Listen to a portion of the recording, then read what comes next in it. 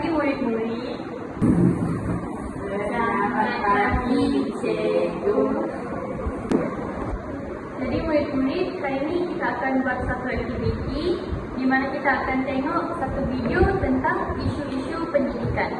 Jadi semasa kita tengok video tu, cikgu nak orang berikan tumpuan yang penuh sebab kita nak praktiskan kemahiran mendengar dengan kemahiran bertutur. Jadi cikgu nak tunjuk satu video tentang jurang pelajar bandar dan luar bandar makin rapat. Jadi semua boleh berikan tumpuan yang penuh Okay.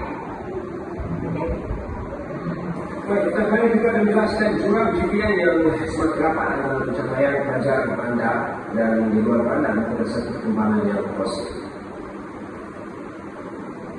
Menurutnya, pencapaian calon di bandar menurun 0.17 mata GPM iaitu 4.85 pada 2014 berbanding 4.68 mata pada 2017. Pencapaian calon luar bandar dalam tempoh itu juga menurun sebanyak 0.12 mata GPM iaitu 5.40 tahun lalu berbanding 5.28 mata pada 2013. Ini sekaligus merapatkan jurang nilai GPM antara pencapaian pelajar SPM bandar dan luar bandar kepada 0.55 mata.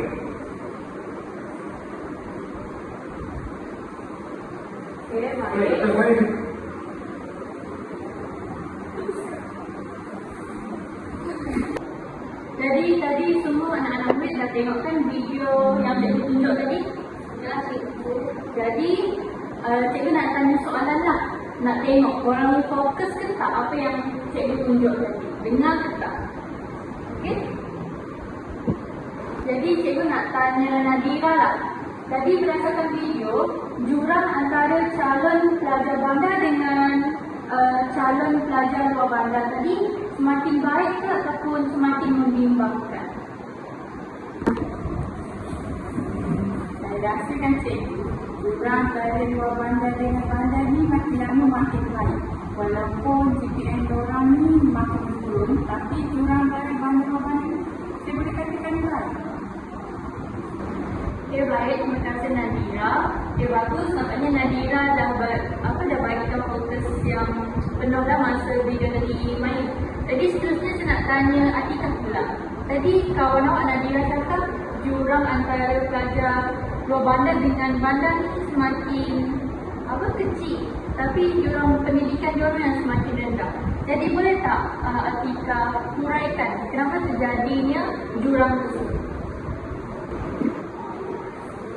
Baik, pada pendapat saya, kenapa Nadira cakap jurang pendidikan pelajar bandar dengan pelajar luar bandar semakin baik?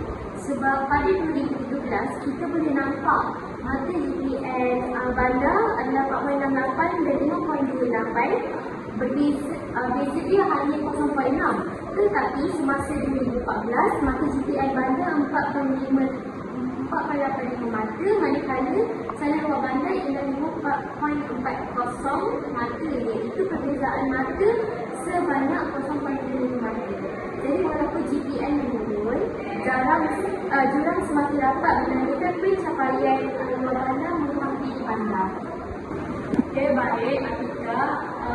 Bagus jawapan yang awak bagi tadi. Maksudnya awak betul-betul dah catatkan apa semua maklumat yang ada dekat video tadi.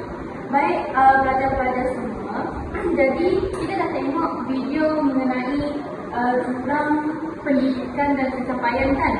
Jadi bila berlakunya jurang macam ni, sudah pasti ada faktor dengan kesan. Kenapa benda ni boleh berlaku?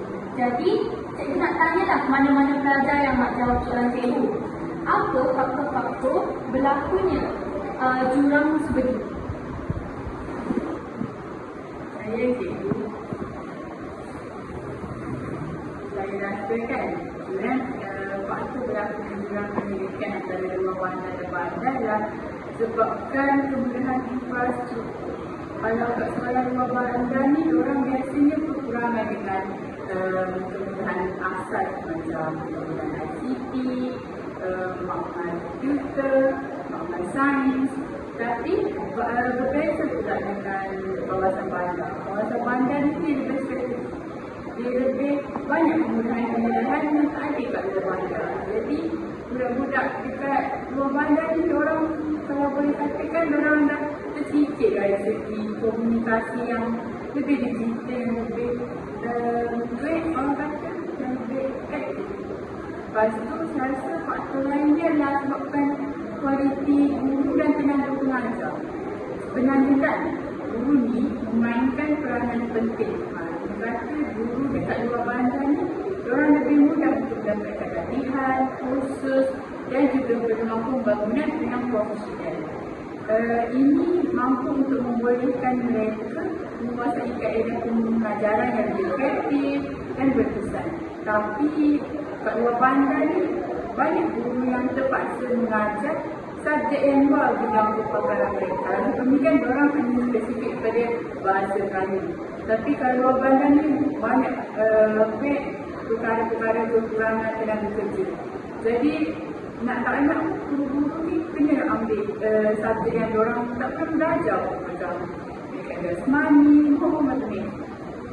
Lepas tu perkara seperti inilah yang boleh menjejaskan keberkesanan proses pembelajaran sekaligus bagi kesan pada tahap pencapaian bagi pelajar tersebut. Macam video tadi kan, jurang yang luar bandar turun tapi tak sama dengan bandar. Tapi kalau kat sini kita boleh tengok yang tahap pencapaian bandar ni lagi baik daripada luar bandar. Yang terakhir saya rasa adalah latar belakang sosioekonomi keluarga tersebut. Dan benda ni dapat menyumbang kepada jurang pendidikan. Ramai pelajar luar bandar datang daripada keluarga yang berpendapatan rendah. Mereka ni boleh katakan mereka mungkin tak mampu untuk beli nota, buku rujukan, buku tambahan maupun telefon untuk mereka rujuk sesuatu perkara yang tak ada pun dalam komputer, yang tak ada dalam buku maupun apa yang cikgu ajar.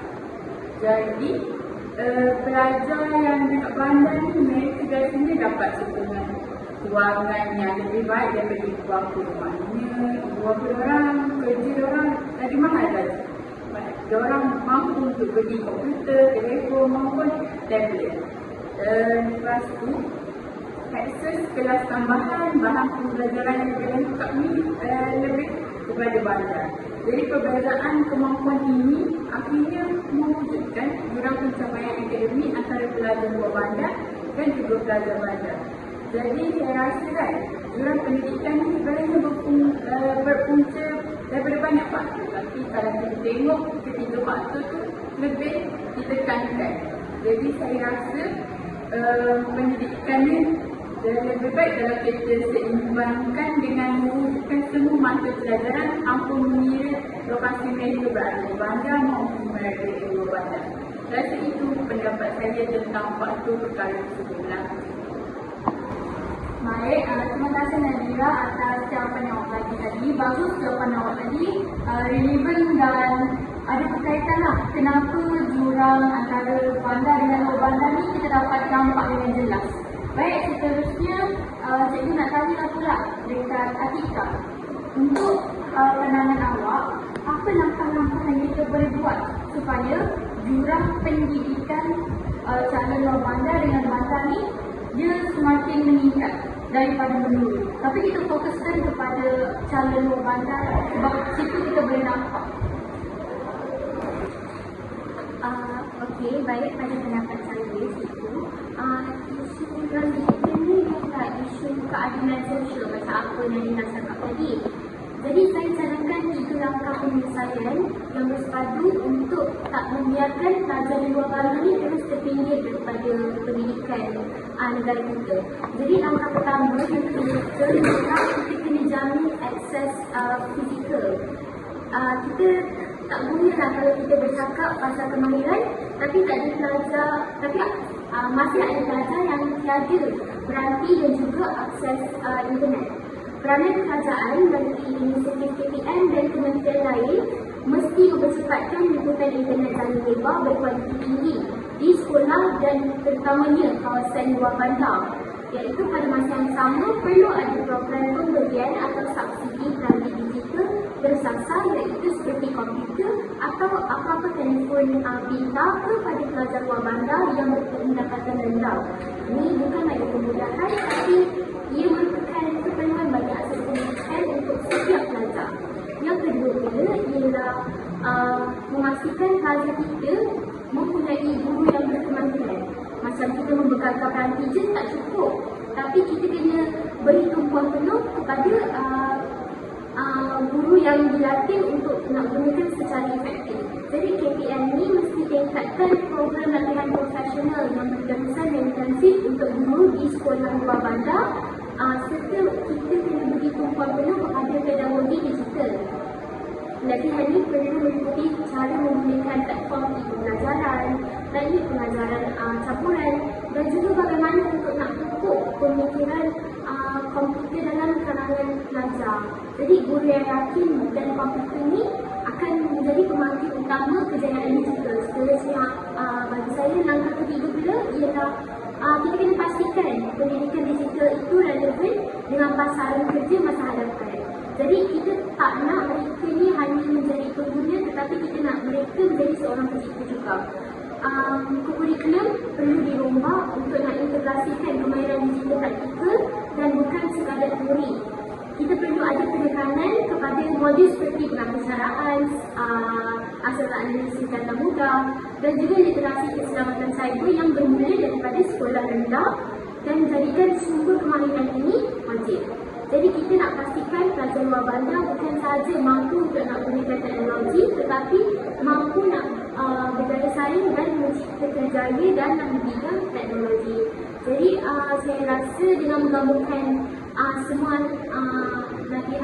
semua langkah yang saya cakap tadi, saya rasa mungkin dunia pendidikan digital kita lagi-lagi untuk cara di luar bandar akan menjadi lebih baik. Okey, baik. Terima kasih Atika atas langkah-langkah yang awak bagi tahu tadi. Jadi yang kita dengar tadi Atika sebut 3 langkah, iaitu 1, akses infrastruktur dan digital.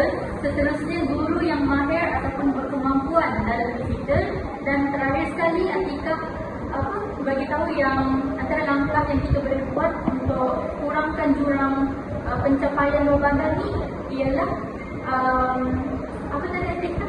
Kemahiran kurikulum yang berkaitan tentang digital. Jadi dekat sini kita dapat tengoklah bahawa semua faktor-faktor ni sebenarnya ada langkah-langkah yang kita dapat buat supaya jurang pencapaian anak-anak luar bandar ni dapat kita kurangkan. Jadi sebelum kita tamatkan kelas kita pada hari ini, ada apa-apa soalan tak yang anak-anak nak tanya? Saya ada sedikit soalan. Soalan saya, apakah kesan kalau jurang pelajar luar bandar dan juga pelajar di bandar ni semakin membimbangkan kepada dunia pendidikan kita sekarang? Okey, baik. Terima kasih Atika. Jadi murid-murid, tadi Atika tanya soalan. Apa kesan kalau jurang pelajar luar bandar dengan jurang pelajar bandar ni semakin membimbangkan ataupun semakin besar jurangnya? Jadi cikgu akan bagi tahulah apa kesan-kesan yang boleh berlaku ataupun memang sedang berlaku sekarang. Jadi kesan pertama ialah jurang digital ni akan meningkatkan perkembangan ataupun potensi pelajar luar bandar ni untuk tunjukkan, untuk tampilkan kebolehan mereka. Sebab kita tahu ada pelajar luar bandar ni, mereka sebenarnya rajin, mereka sebenarnya ada semangat belajar yang tinggi. Tapi sayang sekali disebabkan ada kekangan dari segi capaian internet, kekurangan peranti digital dan pembelahan ICT ini, mereka membantutkan peluang pelajar-pelajar luar bandar ini untuk mengakses pelbagai bahan pembelajaran. Jadi di sini dapat kita lihat bahawa kalau pelajar luar bandar ini nak bersaing dengan pelajar bandar ini agak kurang sesuai, agak tidak adil. Sebab apa? Sebab kita tahu pelajar bandar ni mereka terdedah, memang terdedah dengan kemudahan teknologi ataupun digital. Sebab mereka memang ada capaian internet, mereka tak mempunyai masalah seperti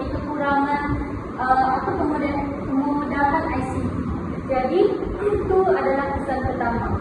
Jadi kesan kedua, ini juga akan meningkatkan akses pelajar luar bandar dari segi maklumat dan pendidikan yang berkualiti.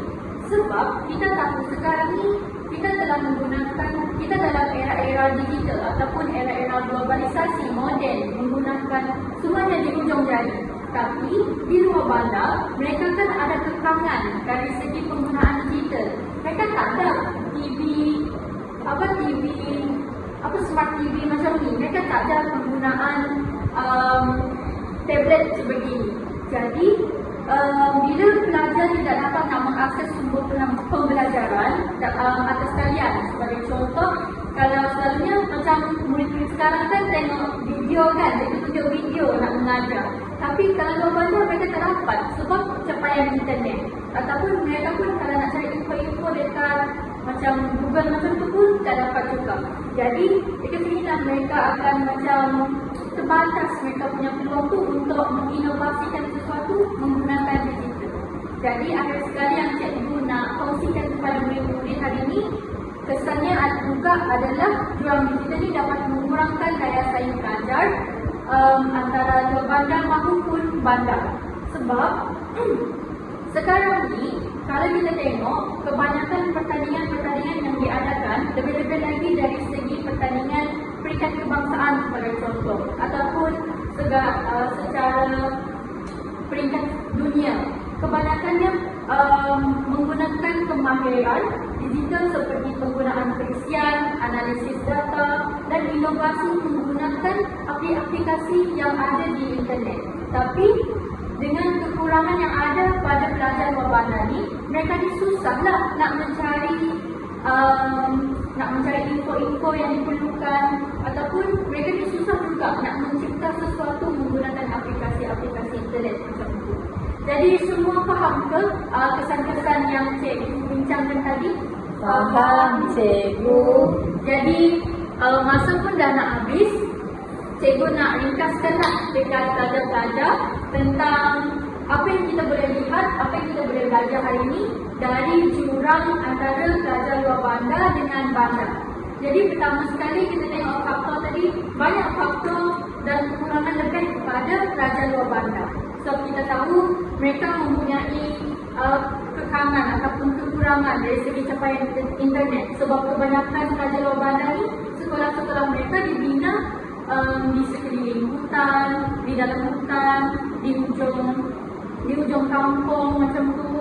Jadi walaupun berlaku faktor-faktor macam tu, kita ada langkah-langkah tadi sama macam Atikah dah terangkan tadi, iaitu macam pihak kerajaan boleh sediakan kemurahan-kemurahan digital supaya adil, supaya semua anak-anak pelajar dekat Malaysia ini dapat merasa penggunaan teknologi dan digital. Seterusnya, tadi cikgu pun dah terangkan kesan-kesan tentang jurang ni kalau semakin besar apa yang berlaku. Jadi cikgu harap selepas ni kalaulah kita nak membangkitkan ataupun meningkatkan lagi pendidikan kita di sini, kita perlulah saling bantu-membantu dan cuba untuk cari isu-isu sekarang. Jadi boleh ya anak-anak murid semua? Boleh, cikgu. Jadi itu sahaja kelas kita pada hari ini sebab masa pun dah nak habis. Jadi baik, terima kasih ya semua. Jumpa lagi kelas yang akan datang.